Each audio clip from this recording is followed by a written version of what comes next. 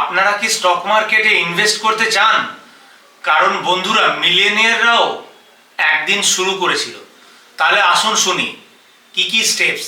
Step number 1, আপনাদেরকে একটা demat account খুলতে হবে with a registered broker.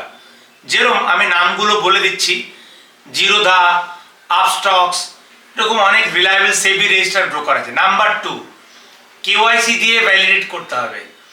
Demat account খুলে যাওয়ার পরে থার্ড স্টেপ হচ্ছে আপনাদেরকে আপনাদের ক্ষমতা অনুযায়ী ফান্ড অ্যাড করতে হবে, মেবি 1000 টাকা কিংবা 2000, অ্যাকর্ডিং টু ইয়োর ক্যাপাসিটি।